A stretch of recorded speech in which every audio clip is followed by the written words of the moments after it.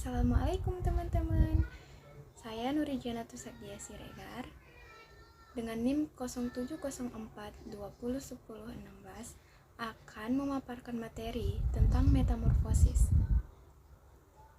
Di sini saya membuat video ini untuk memenuhi tugas UAS saya dengan dosen pengampu Bu Syukriyah dari perkembangan hewan. Metamorfosis, Greek sama dengan meta, yang artinya di antara, sekitar, atau setelah. Morphe yaitu bentuk, dan osis adalah bagian dari.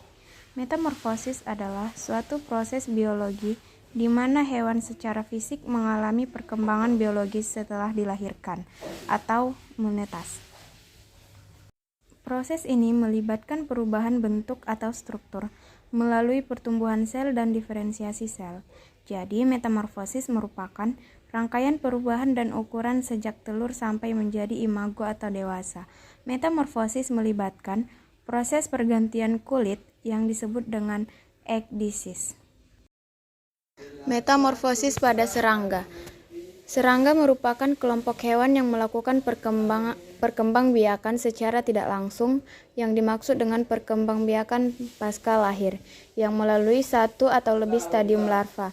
Sebelum mencapai keadaan dewasanya, setelah melalui stadium larva, maka serangga akan melanjutkan ke stadium berikutnya, yaitu stadium dewasa, melalui suatu proses transformasi yang dinamakan metamorfosis. Tahapannya yaitu suatu larva pada umumnya sangat berbeda dari organisme dewasanya dalam hal morfologi, fisiologi, dan ekologi. Larva pada serangga bermacam-macam seperti nimfa, naiyat, tempayak, belatung, pupa atau berudu, dan ulat. Nimfa dan naiyat adalah bentuk larva pada serangga-serangga yang metamorfosisnya tidak sempurna. Tempayak, belatung, dan pupa dan ulat merupakan larva bagi serangga-serangga yang metamorfosisnya sempurna. Pengaturan hormonal pada metamorfosis serangga. Ada 3 tahapan. Yang pertama, proses pengelupasan kulit larva. Yang kedua, pembentukan pupa pada serangga holometabola. Yang ketiga, pembentukan pupa pada serangga holometabola dan pengelupasan kulit nimfa pada serangga hemimetabola. Hormon yang berperan dalam metamorfosis terdiri atas 3 macam, yaitu hormon otak, hormon Molting atau Ecdison, dan hormon juvenil. Berikut merupakan penjelasan dari hormon yang berperan dalam metamorfosis. Pertama, kita akan membahas tentang metamorfosis sempurna dan tidak sempurna. Di video kali ini kita akan membahas tentang ciri-ciri metamorfosis sempurna dan metamorfosis tidak sempurna. Nah, teman-teman pastinya tidak asing kan dengan metamorfosis, di mana metamorfosis ini adalah tahapan perkembangan hewan yang melibatkan perubahan fisik atau bentuk tubuh ciri-ciri makhluk hidup. Nah, di metamorfosis ini terbagi menjadi 2, yaitu metamorfosis sempurna dan metamorfosis tidak sempurna. Perbedaan mendasar dari kedua metamorfosis tersebut adalah pada metamorfosis sempurna, telur menetas menjadi larva, yang bentuk fisiknya berbeda jauh dengan bentuk hewan dewasa. Sedangkan pada metamorfosis tidak sempurna, pada tahapan awal yaitu telur menetas menjadi nimfa yang bentuknya mirip dengan hewan dewasa. Selain itu, pada hewan dengan metamorfosis sempurna terdapat fase pupa atau kepompong, sementara pada metamorfosis tidak sempurna tidak terdapat fase pupa. Berikut adalah pembahasan lebih jelas mengenai metamorfosis sempurna dan tidak sempurna. Yang pertama, kita akan membahas tentang metamorfosis sempurna. Seperti yang sudah dijelaskan di awal, metamorfosis sempurna ini adalah proses perubahan bentuk tubuh hewan dari kecil hingga dewasa. Ciri-ciri metamorfosis sempurna adalah sebagai berikut. Yang pertama, metamorfosis ini juga disebut dengan holometabola, di mana pada metamorfosis sempurna ini melibatkan perubahan bentuk tubuh mulai dari fase telur sampai fase imago. Nah, ciri-ciri yang ketiga, hewan yang mengalami metamorfosis sempurna ini akan mengalami di fase pupa atau kepompong. Kemudian, untuk perubahan bentuknya yang terjadi meliputi perubahan anatomi, morfologi, dan fisiologi. Dan metamorfosis sempurna ini biasanya terjadi pada hewan dengan kelompok amfibi dan sebagian besar jenis serangga. Ciri selanjutnya adalah pada saat fase kepompong ini, hewan yang mengalami metamorfosis sempurna tidak akan melakukan aktivitas makan. Dan secara umum, ciri-cirinya adalah terdiri dari 4 fase yang meliputi telur, kemudian menjadi larva, kemudian menjadi kepompong atau pupa, hingga menjadi imago atau dewasa. Nah, pada metamorfosis sempurna ini memiliki perubahan bentuk yang sangat signifikan pada setiap fasenya. Berikut ini untuk penjelasan pada masing-masing proses metamorfosis sempurna. Nah, yang pertama adalah pada fase telur.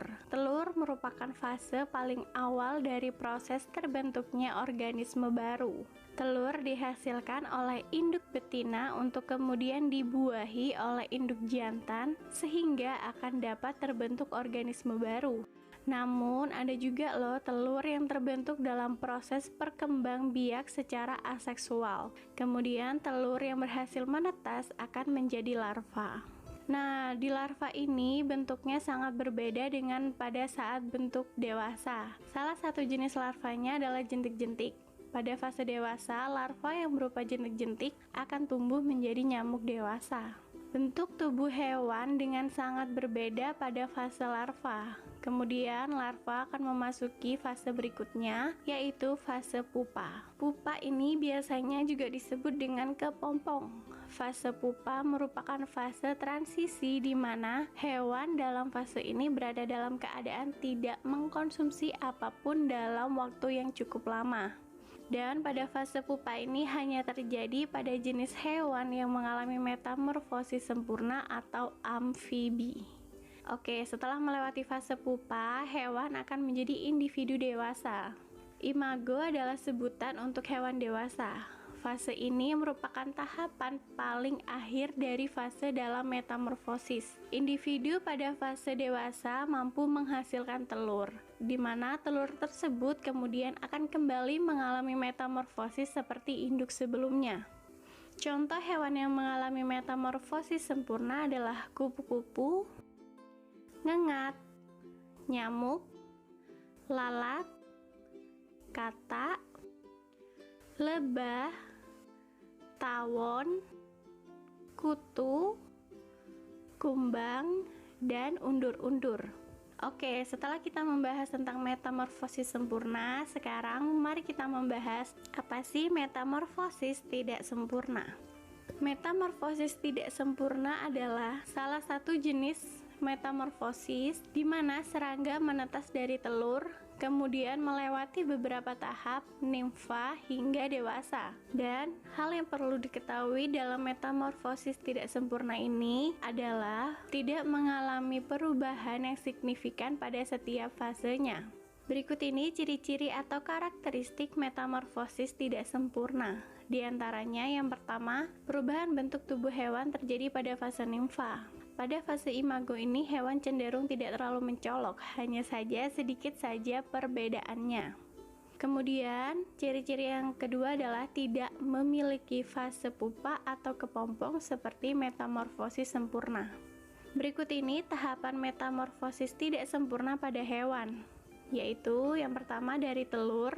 Apabila pada metamorfosis sempurna, telur akan menetas menjadi larva. Nah, pada metamorfosis tidak sempurna ini, telur yang berasal dari induk betina akan menetas langsung menjadi nimfa. Kemudian, nimfa ini adalah hewan muda yang bentuk tubuhnya ini sama seperti bentuk tubuh pada fase dewasa atau imago.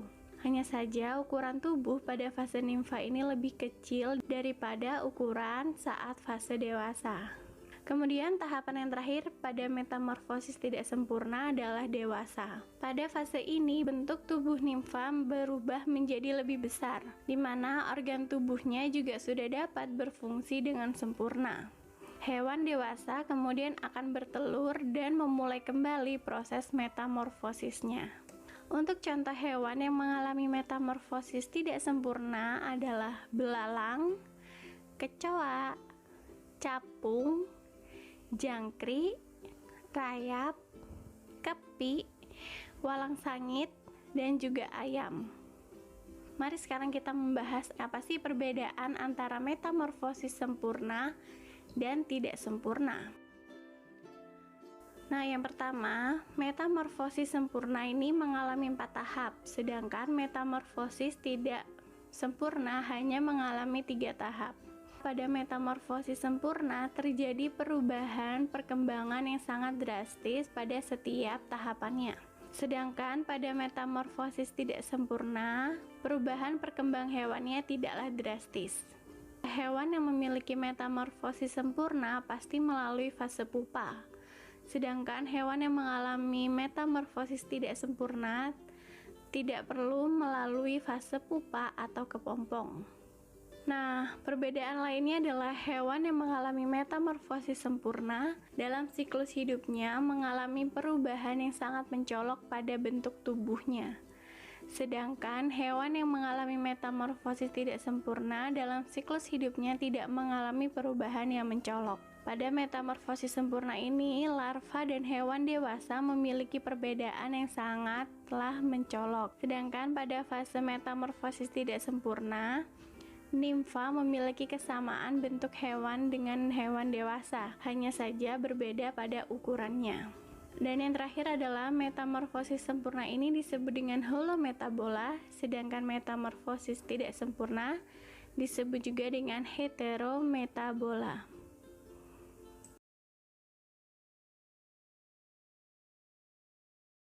Di sini ada 3 pembagian metamorfosis. Yang pertama, metamorfosis holometabola, kedua, hemimetabola, dan ametabola. Holometabola. Holometabola ini melalui fase telur, larva, pupa, kemudian imago. Telur akan menetas dan membentuk larva.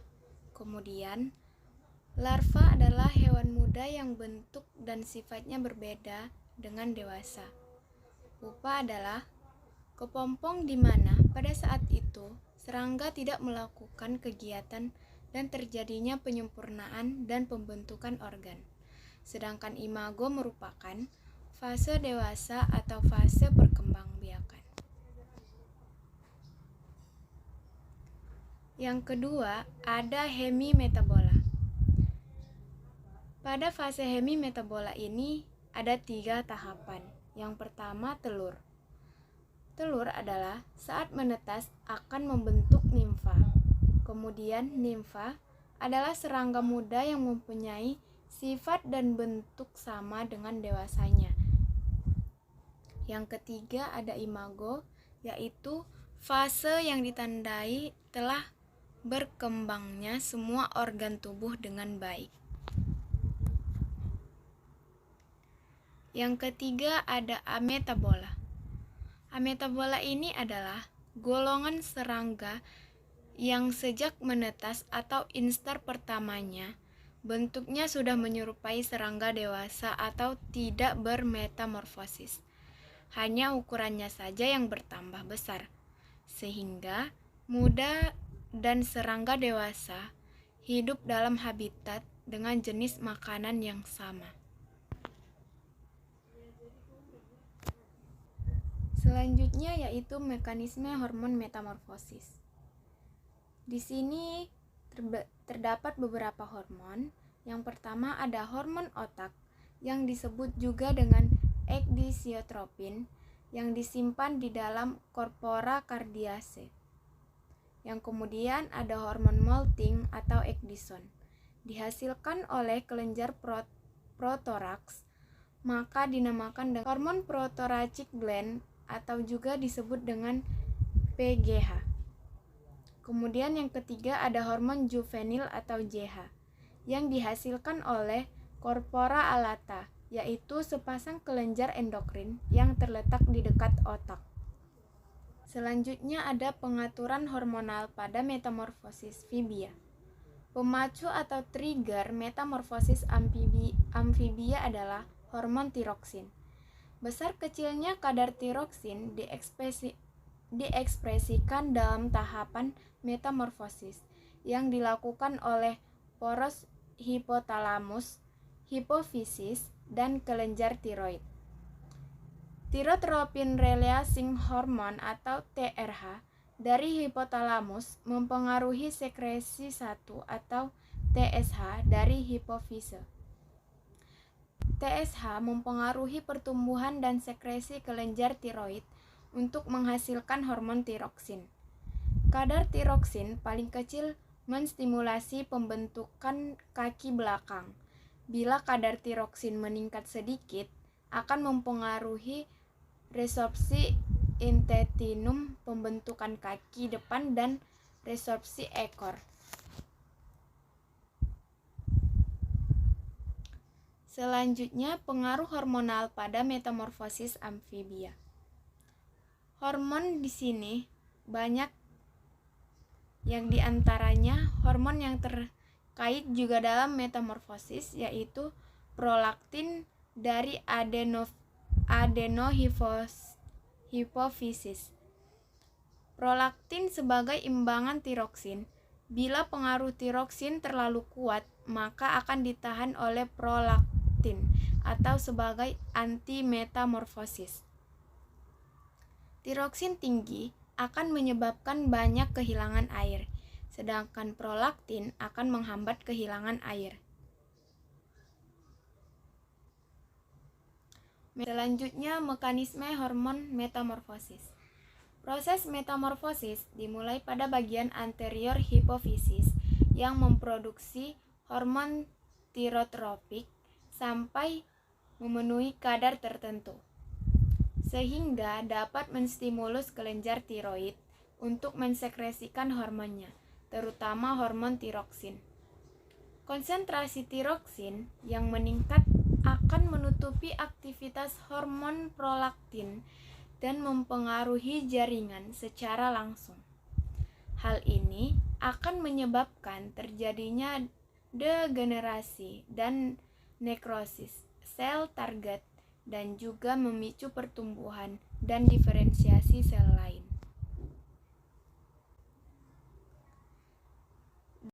Selain mekanisme hormon, ada juga tahapan molting pada serangga. Yang pertama, afolisis. Afolisis adalah pelepasan kutikula lama, yang mana hormon molting dilepaskan ke dalam hemolipim dan kutikula lama, terpisah dari sel epidermis yang berada di bawahnya. Kemudian, ukuran epidermisnya akan meningkat karena mitosis akan menghasilkan kulitan baru. Yang kedua, ekdisis. Ekdisis merupakan pembentukan kutikula baru yang mana terjadi pemisahan kutikula lama pada garis tengah, sisi dorsal, dan toraks. Karena tekanan hemolim yang dipaksa masuk menuju toraks oleh kontraksi otot abdomen yang disebabkan karena serangga menerima udara atau air. Yang ketiga, sklerotinisasi, yaitu pengerasan kutikula baru. Eksokutikula akan mengeras dan menjadi gelap. Kemudian pada serangga dewasa, sayap akan berkembang karena kekuatan hemolim yang masuk melalui vena sayap.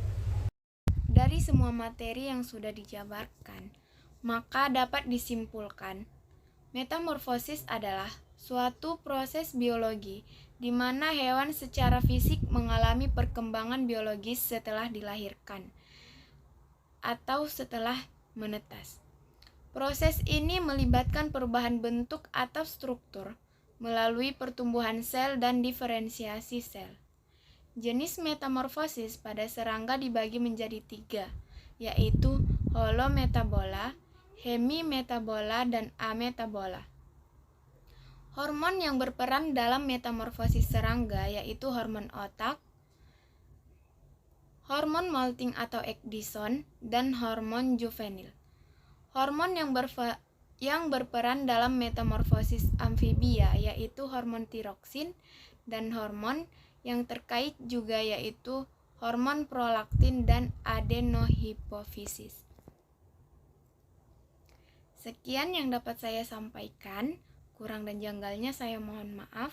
Wabillahi taufik wal hidayah. Assalamualaikum warahmatullahi wabarakatuh.